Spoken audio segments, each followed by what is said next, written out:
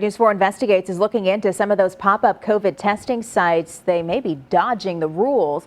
This is what News 4 Investigates found today at a pop-up testing site. It's a tent in the Central West End parking lot.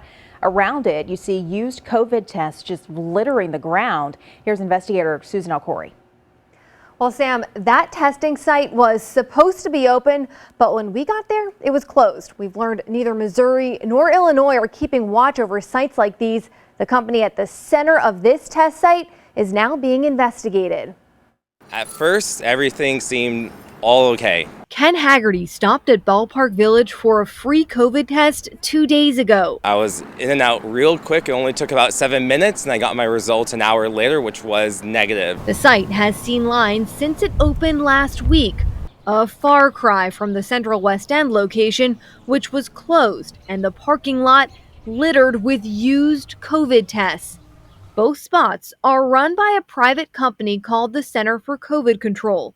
According to its website, there's over 300 locations across the country, which are now the center of several investigations.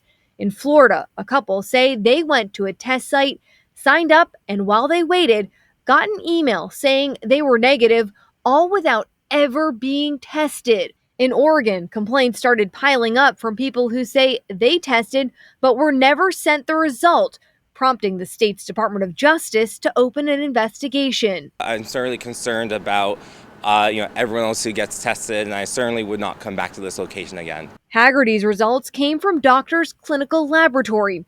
Their phone number takes you back to the Center for COVID Control. We pulled records and found the company is based out of Illinois and opened in December 2020. The owner, Aaliyah Siage, also runs an axe throwing bar. We tried calling them, but an employee said they'd pass our message on to their legal team.